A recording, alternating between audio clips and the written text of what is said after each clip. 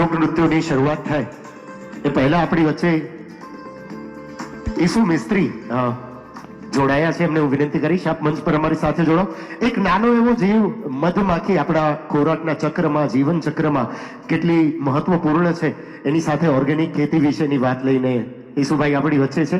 એમની આપણી વાતને સાંભળી અને ત્યારબાદ આપણે નૃત્ય પ્રસ્તુતિઓ તરફ આગળ વધ્યા. આજે ખૂબ સુંદર મજાની પ્રસ્તુતિઓ આપણે અહીંથી માંડવાના છીએ. આપણે વિનંતી છે અહીં અમારી સાથે જોડાયેલા રહો.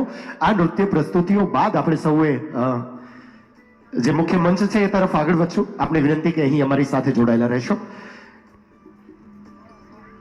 ઈસુ મિસ્ત્રીને હું વિનંતી કરીશ કે આપ અમારી સાથે જોડાવ અને ઓર્ગેનિક ખેતી, મધમાખીનું પાલન એના વિશેની સુંદર મજાની વાત, અને એ આપણા જીવન ચક્રમાં કેટલું મહત્વ ધરાવે છે. આપણે નાની એવી મધમાખીને કાં તો બીકથી જોતા હોઈએ અને કાં ગણકારતા નથી હોતા, પણ એનું મહત્વ ખૂબ છે.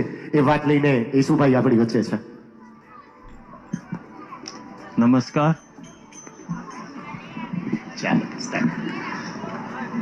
આમ તો ક્યારે આટલી મોટી હસ્તીઓમાં આપણે માઇક ઉપર નથી બોલ્યા, પણ આજે કપિલભાઈના સપોર્ટથી આપણે અહીંયા થોડીક વાતચીત કરશું.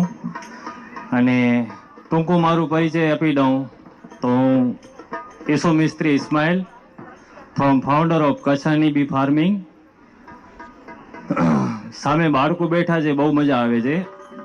તો બાળકોને પણ આજ ખાસ વિનંતી કે આપણે મધમાખી વિશે અને મધ વિશે આપણે તમે જાણકારી સાંભળજો. તો આમ તો આપણે એક જેને કહેવાય કે આપણે ગૌરવપૂર્ણ ગુજરાત અને આપણે કચ્છનું જે ભારતભરમાં અર્થવ્યવસ્થાઓમાં ફાળો છે એને આપને અને મને પણ બહુ ગર્વ છે. હવે આપણે દાખલા તરીકે જેને કહેવાય કે દુર્ભાગ્યપૂર્ણ, તો દરેક જિલ્લા અને દરેક રાજ્યમાં મધમાખી પાલન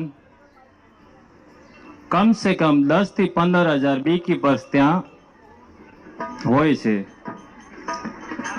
દુર્ભાગ્ય એટલે કહું છું કે કચ્છમાં જમીની લેવલ ઉપર જે મધમાખીને આપણે સાયન્સે કીધું છે ધ બી ફૂડ ઓફ ધ કી, એટલે આપણે જે ખાવા પીવાની વસ્તુઓ છે, આપણે જેટલી પણ જે જીવિકા છે એ બધી મધમાખી ઉપર નિર્ભર છે. આપણે જોઈએ કે ન જોઈએ, દેખીતી રીતે કે અનદેખીતી રીતે મધમાખીનું યોગદાન 70%, જેને 70% આપણે સાયન્સે પણ માન્યું છે કે એનું યોગદાન છે. બીજું એ કે હું એઝ એ લેન્ડલેસ બી ફાર્મર, એટલે જમીન વગરનો ખેડૂત છું. આપણી પાસે કોઈ જાતની જમીન નથી, પણ દેખીતી રીતે હું એક ખેડૂત છું. આપણી ક્યાંય પણ જમીન નથી, પણ છતાં પણ આપણે ફાર્મર્સ બનવું હોય તો આપણે બી ફાર્મિંગ કરી અને ભારતના અર્થવ્યવસ્થાને યોગદાન આપણે કરી શકીએ છીએ. મારો ઉદ્દેશ એ છે કે કચ્છને, ગુજરાતને અને આખા ભારતને આપણે ઓર્ગેનિક ફૂડ મળે. તો ઓર્ગેનિક ફૂડ કેવી રીતે મળશે? એના માટે આપણે સૌ પ્રથમ ખેડૂત ભાઈઓને આપણે વિનંતી કરી શકીએ, અનુરોધ કરી શકીએ કે જેવી રીતે દરેક ઋતુમાં, દરેક સિઝનમાં આપણે વાવેતર કરતા હતા એવી રીતે વાવેતર કરીએ. તો સાહેબને આપણે ત્યાં સ્ટોલ લાગેલો છે, આપણે LLD સૃજન ગ્રુપ તરફથી જે આપણે જગ્યા મળી અને આવડો મોટો મંચ ઉપર બોલવાનો મોકો મળ્યો અને મોકો આપ્યો, એના માટે આપણે કચ્છીમાં કહીએ કે દિલજી ગહેરાઈથી આપજો હાર્દિક, જેને કે જોવા જાય આભાર. તો આપણે આવશું, આપણે જાજુ ટાઈમ નહીં લઈએ, 2 થી 3 મિનિટ લેશું. તો મધમાખીને આપણે કેવી રીતે આપણે એને ખેતી કરવી, તેના માટે જ્યાં પણ આપણે ખેતી કરતા હોઈએ ત્યાં આપણે દવાનો છંટકાવ બંધ કરવું જોઈએ. દાખલા તરીકે મારું વધુ પૂરતું ફાર્મિંગ હોય છે આઉટ ઓફ કચ્છ હોય છે.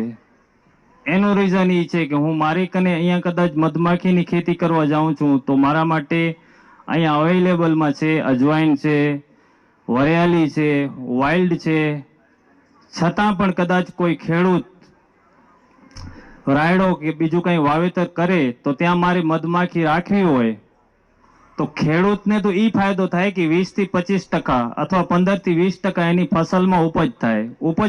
થવાનું કારણ કે એનો મધમાખીનું કામકાજ છે ફલનીકરણ કરવું, પોલ્યુનેશન ઉપર વર્ક કરવું. દાખલા તરીકે સાહેબે કીધું કે લંડન, UK અને કેનેડામાં તો બી કીપર્સને મધમાખી પાલનને બોલાવવા માટે ખેડૂતને પૈસા આપવા પડે છે.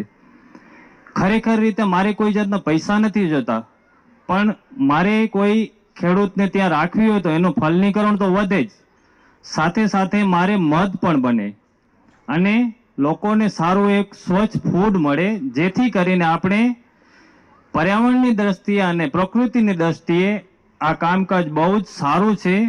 પણ જેને અંદરોની ફિલિંગ હોય કે મારે પ્રકૃતિ માટે કંઈક કરવું છે, મારે પર્યાવરણ માટે કંઈક કરવું છે, મારે બી માટે કંઈક કરવું છે, મારે કંઈક કરીને જવું છે, તો એના માટે એ વસ્તુ યોગ્ય છે. હું સાથે સાથે કપિલભાઈને એ પણ કહીશ કે મારી સાથે કાંઈ પણ ક્વેશ્ચન પૂછે તો મારે થોડુંક બોલવામાં પણ ઇઝી રહે. ઈસુભાઈ, આપની લાગણીને માન આપી અને આપના સુંદર વિચારને માન આપી હું આપ સૌને વિનંતી કરીશ કે આ મંચ પર આપણે એમને એટલા માટે અહીં હાજર કર્યા કે એ આપણી સાથે આ વાત શેર કરી શકે. પ્રકૃતિની ચિંતા તેઓ મનમાં લઈને ફરી રહ્યા છે. આપ સૌને હું વિનંતી કરીશ કે અહીં મંચ પર આપણે વાતચીત કરીએ.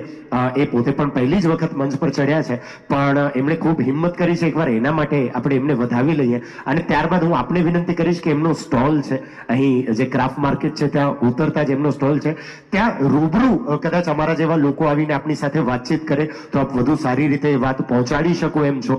તો હું આપ સૌને વિનંતી કરીશ કે આપણે સૌ એ સ્ટોલની મુલાકાત લઈએ અને એ જાણીએ કે એક નાનકડી એવી મધમાખી આપણા જીવનમાં કેટલું મહત્વનું સ્થાન ધરાવે છે.